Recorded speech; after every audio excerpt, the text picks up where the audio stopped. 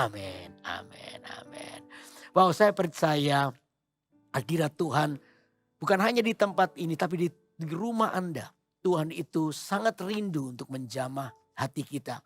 Kerinduan yang terbesar daripada Tuhan adalah supaya Tuhan tuh bisa bersekutu dengan Anda. Karena itu hati yang lapar dan haus tidak pernah dipandang hina oleh Tuhan. Tidak pernah terlewati oleh Tuhan.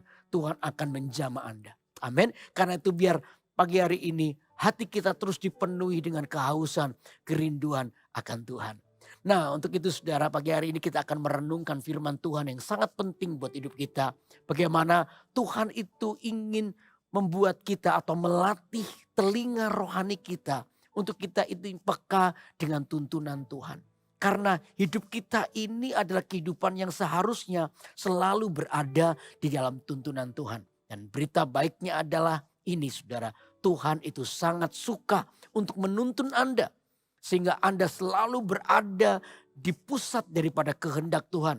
Apa yang baik, apa yang berkenan, apa yang mulia, apa yang menyenangkan hati Allah. Itu yang terus kita lakukan. Amin. Nah, untuk itu mari kita akan membaca Alkitab kita di Amsal pasal 2 ayat pertama sampai dengan yang ke-6. Saya akan bacakan buat saudara. Ya. Amsal pasal 2 ayat 1 sampai dengan yang ke-6. Hai anakku, jikalau engkau menerima perkataanku dan menyimpan perintahku di dalam hatimu, sehingga telingamu memperhatikan hikmat dan engkau mencenderungkan hatimu kepada kepandaian, ya jikalau engkau berseru kepada pengertian dan menunjukkan suaramu kepada kepandaian, jikalau engkau mencarinya seperti mencari perak dan mengejarnya seperti mengejar harta terpendam, maka engkau akan memperoleh pengertian tentang takut akan Tuhan dan mendapat pengenalan akan Allah. Karena Tuhanlah yang memberikan hikmat, dari mulutnya datang pengetahuan dan kepandaian. Jelas di sini kitab Amsal ini mengajarkan kepada kita ada beberapa prinsip bagaimana kita melatih telinga kita. Tadi saya berkata bahwa Tuhan itu sungguh rindu untuk menuntun Anda. Sehingga jalan kita ini bukan jalan yang menyeleweng dari kehendak Allah. Tetapi justru terus berada di dalam kehendak Tuhan. Karena itu apa yang harus kita lakukan? Kita akan bahas ayat per ayat ya. Saudara, ayat yang pertama dikatakan ini. Hei anakku, jikalau engkau menerima perkataanku dan menyimpan perintahku di dalam hatimu. Yang pertama yang Tuhan bilang adalah menyimpan perintah Tuhan di dalam hati. Untuk kita ini menjadi orang yang peka dengan kehendak Tuhan, suara Tuhan di hidup kita. Maka ini yang harus kita perhatikan, yaitu apa? Hati yang beres. Hati yang beres adalah tempat yang paling tepat untuk kita menyimpan perkataan Tuhan. Kenapa demikian? Karena hati yang beres itu adalah hati yang murni, hati yang bersih. Dalam pembacaan yang lain di kitab Amsal dikatakan jagalah hati dengan segenap kewaspadaan sebab dari situlah terpancar kehidupan. Jadi kehidupan Anda itu sangat bergantung kepada sikap hati Anda. Kalau saudara bisa menghandle sikap hatimu, maka Anda juga bisa menghandle seluruh kehidupanmu. Makanya Tuhan berkata, dan menyimpan perintahku di dalam hatimu. Betapa hati kita ini penting. Jangan sampai kita mengizinkan kepahitan, kebencian, luka, trauma yang terus menguasai hati kita. Kalau Anda ingin peka dengan suara Tuhan, yang pertama hati kita harus beres di hadapan Tuhan. Kita harus mengalami yang namanya pemulihan di dalam hati kita. Kita harus mengalami yang namanya terobosan di dalam hati kita. Selama hati kita adalah hati yang pahit, hati kita adalah hati yang penuh dengan luka, maka susah sekali untuk kita itu melatih telinga kita mendengar perkataan Tuhan. Karena apa? Kecondongan hati kita adalah kepahitan. Kecondongan hati kita adalah luka. Kecondongan hati kita ingin membalas dendam. Kecondongan hati kita adalah penuh dengan kebencian. Maka susah sekali Tuhan untuk berbicara menuntun, padahal Tuhan sudah menuntun, sudah memberitahu. Cuman semua ketutup oleh sikap hati yang salah. Karena itu poin satu ini penting buat Anda perhatikan. Kalau Anda ingin melatih telingamu supaya peka dengan apa yang Tuhan mau. Maka yang pertama dikatakan hatinya harus beres. Amin. Hati kita harus dipulihkan. Karena itu pagi ini serahkan hati kita kepada Tuhan. Izinkan Tuhan menjamah. Izinkan Tuhan memulihkan. Jikalau ada hati-hati yang penuh dengan luka. Izinkan Tuhan itu memperbarui. Saya percaya kalau hatimu diperbarui. Maka sangat mudah bagi kita untuk terus mengerti kehendak Tuhan di dalam hidup kita. Amin. Itu yang pertama. Lalu yang kedua apa? Dikatakan begini. Sehingga telingamu memperhatikan hikmat. Dan engkau mencenderungkan hatimu kepada kepandaian. Ya, jikalau engkau berseru kepada pengertian dan menunjukkan suaramu kepada kepandaian. Yang kedua dikatakan sehingga telingamu memperhatikan hikmat dan engkau mencenderungkan hatimu kepada kepandaian. Mencenderungkan itu artinya Anda mencondongkan hatimu. Pilihan kita itu selalu kepada apa yang benar. Saudara, hidup kita ini penuh dengan banyak godaan. Ya, hidup iblis itu setiap hari selalu menawarkan dalam hidup kita. Pilihan saudara itu menentukan di mana Anda tinggal dan apa yang mendiami kita. Kalau Anda memilih apa yang benar, maka Anda akan tinggal dalam kebenaran dan kebenaran itu yang mendiami hidupmu. Amin. Tapi kalau kita ini mencondongkan hati kita kepada hal yang salah, pilihan kita kepada hal yang salah, maka kita tinggal di dalam dosa atau kesalahan. Dan yang menguasai kita adalah kegelapan. Itu prinsipnya. Makanya mencondongkan hati itu penting. Makanya Alkitab selalu mengajari kita untuk berjaga-jaga. Kenapa demikian? Waktu kita berjaga-jaga, maka kita itu dengan sadar. Dengan hati yang terus bersekutu dengan Tuhan. Maka pilihan kita itu akan tepat. Anda akan memilih untuk mengampuni. Di tengah-tengah problem, di tengah-tengah tekanan, di tengah-tengah persoalan yang Anda hadapi. Tiba-tiba Anda diberi kemampuan untuk memilih. Memilih apa? Memilih apa yang baik. Memilih apa yang benar. Memilih apa yang berkenan kepada Tuhan. Itu bicara soal kecondongan hati kita. Karena itu belajarlah untuk mencondongkan hatimu kepada apa yang benar. Saya percaya waktu Anda mulai belajar mencondongkan hatimu kepada apa yang benar. Disitulah Tuhan akan melatih hatimu untuk peka dengan suara Tuhan. Telinga rohani kita mendengar apa yang menjadi kehendak Tuhan. Amin. Saya pernah ditanya oleh jemaat, Pak Yudi, bagaimana sih cara mendengar suara Tuhan? Saudara, mendengar suara Tuhan itu hal yang simpel sebenarnya. Apa itu? Mencondongkan hati kepada apa yang benar. Contoh yang simpel, kalau lampu merah, hati kita bilang ini lampu merah, berhenti, ya sudah berhenti. Itu berarti mencondongkan kepada apa yang benar. Melatih diri kita kepada apa yang benar. Kalau Anda pulang ke rumah lihat sepatu di atas sofa. Oh, ini kan bukan di situ tempatnya. Anda tahu, hatimu tergerak, hatimu memberitahu itu bukan tempatnya. Saudara, taatlah dengan suara hati yang benar. Anda ambillah sepatu itu, letakkan di tempat yang tepat. Anda sedang melatih kecondongan hatimu kepada apa yang benar. Dan saya percaya dari hal yang sederhana, Anda melatih terus hatimu kepada apa yang benar. Nanti ketika Anda membutuhkan tuntunan Tuhan, dengan mudah Anda akan mengerti. Kenapa? Karena Anda telah membiasakan atau melatih dirimu kepada apa yang benar. Karena suara Tuhan adalah suara kebenaran. Katakan amin. Suara Tuhan adalah suara kebenaran. Sehingga kita mudah untuk mengerti kehendak Tuhan. Karena itu dari hal yang simple. Dari hal yang sederhana. Anda belajar mencondongkan hatimu kepada apa yang benar. Maka saya percaya semakin lama, semakin Anda peka dengan apa yang benar. Maka mudah telinga rohani Anda mengerti kehendak Tuhan. Amin. Itu yang kedua. Lalu yang ketiga apa? Kita baca ayat yang keempat. Jikalau engkau mencarinya seperti mencari perak. Dan mengejarnya seperti mengejar harta terpendam. Sampai di sini dulu. Jika dikatakan jikalau engkau mencarinya seperti mencari perak. Dan mengejarnya. Kata mengejarnya itu sangat menarik. Ya, mengejar itu berarti membutuhkan sebuah kegigihan. Poin ketiga, untuk Anda melatih telingamu adalah dibutuhkan sebuah kegigihan. Kalau saya boleh ngomong dalam bahasa sehari itu kengototan di dalam Tuhan. Orang yang gigih, orang yang ngotot di dalam Tuhan itu adalah orang yang hatinya itu dipenuhi dengan kehausan dan kelaparan. Orang ini tidak mudah menurunkan standar firman Allah. Seperti tiga pemuda Sadrak, Mesak dan Abednego. Ketika mereka ini disuruh menyembah kepada patung itu. Mereka berkata tidak, mereka tidak mau. Mereka menolaknya. Bahkan mereka berkata begini loh. Kalau Tuhan itu mau menolong kami, dia itu pasti mau menolong kami. Tapi kalaupun tidak, kalaupun Tuhan tidak menolong kami pun juga tidak akan pernah menyembah patung itu. Wow, saya percaya sikap hati yang model kayak begini ini menarik perhatian Tuhan. Masih ingat juga satu contoh yang lain di Alkitab, seorang yang namanya pengemis Bartimius. Ya, Bartimius ini seorang yang buta. Sejak kecil dia buta. Dia tidak bisa melihat. Ya, tapi satu hari dia mendengar bahwa Yesus akan lewat di depannya atau di sekitar tempat dia mangkal di situ, dia pengemis di situ.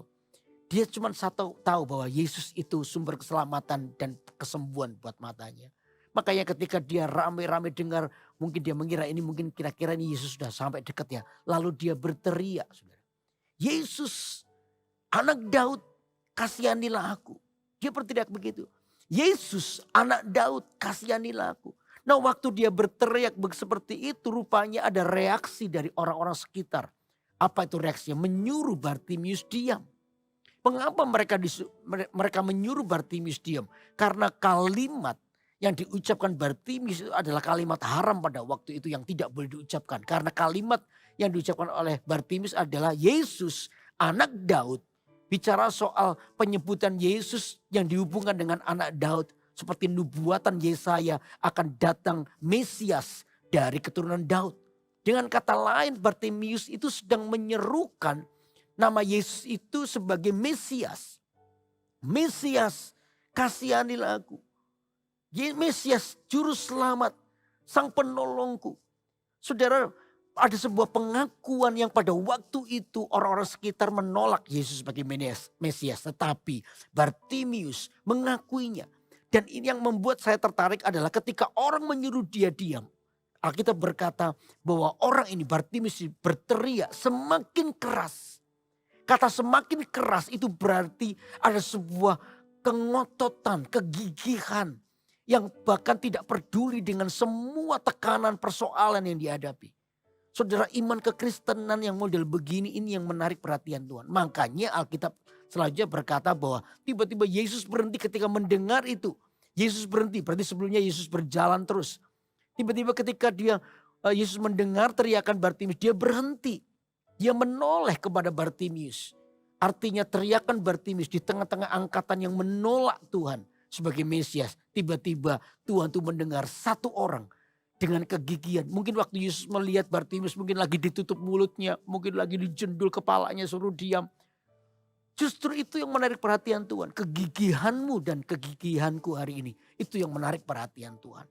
Karena itu di dalam Tuhan itu butuh dikatakan mengejar. Mengejar harta yang terpendam. Kita ini menjadi orang yang terus lapar dan haus dengan Tuhan. Seperti pagi seperti ini Anda datang dengan sengaja. Ya, di antara orang-orang yang mungkin lagi terlelap tidur. Anda datang pagi-pagi. Dengan hatimu Anda datang menyembah Tuhan. Dengan hatimu yang hancur Anda berkata, Tuhan kau baik. Ku mau memujimu. Anda terus berkata, ku selalu pujimu. Dengan sengaja Anda terus berkata, Tuhan aku mau menyembahmu, aku memujimu. Di tengah-tengah orang lain terlelap, saya percaya ada berkat tersendiri yang Tuhan berikan buat Anda. Karena di hati yang lapar, di hati yang haus, disitulah Tuhan akan melawat hidup kita. Anda akan menemukan Tuhan. Amin. Butuh kegigihan, disitulah Anda akan tahu kehendak Tuhan. Tuhan akan menuntunmu. Karena Tuhan tahu hatimu. Tuhan tahu apa yang Anda lakukan. Tuhan tahu apa yang sedang ada dalam kehidupanmu. Karena itu Tuhan ingin membuat hidup Anda menjadi kehidupan yang berhasil. Amin. Itu yang ketiga ini perlu Anda terus pikirkan. Perlu Anda terus garis bawahi di dalam hati Anda. Bahwa aku harus menjadi orang yang lapar dan haus dengan Tuhan. Kegigihan itu tidak boleh padam. Kerajinan itu tidak boleh kendor. Aku harus menjadi orang yang kedapatan terus mencari Tuhan. Amin. Oke, itu yang ketiga. Lalu yang keempat. Kita akan baca ayat yang kelima. Maka engkau akan memperoleh pengertian tentang takut akan Tuhan. Dan mendapat pengenalan akan Allah. Karena Tuhanlah yang memberikan hikmat. Dari mulutnya datang pengetahuan dan kepandaian. Tuhan memberikan hikmat kepada orang yang terus mencari Tuhan. Yang mengasah telinganya untuk mendengar Tuhan. Dan betul-betul orang ini akan memperoleh hikmat. Apa yang dimaksud dengan hikmat? Hikmat itu adalah ada dua hal. Yang pertama adalah bicara soal orang yang menemukan jalan keluar di dalam persoalan. Tiba-tiba ada sebuah hikmat yang menuntunnya untuk bisa menyelesaikan semua persoalannya. Itu hikmat. Di mana ketika dunia seolah-olah tidak ada jalan keluar, seolah-olah tidak bisa menolong Anda, seolah-olah tidak ada jalan keluar lagi. Tiba-tiba Tuhan tuh kayak memberikan sebuah jalan keluar yang mungkin selama ini tidak pernah Anda pikirkan atau dunia pikirkan. Itu hikmat Tuhan. Dan saya percaya Tuhan itu kaya dengan hikmat. Dia akan menuntun kita memberikan jalan keluar sesuatu yang tidak pernah Anda duga. Tiba-tiba Anda berdiri kagum dengan Tuhan. Oh, ternyata selama ini gak pernah kepikir ya cara ini. Ternyata di dalam doaku ternyata Tuhan tuh memberikan hikmat. Sehingga aku bisa menemukan jalan keluar.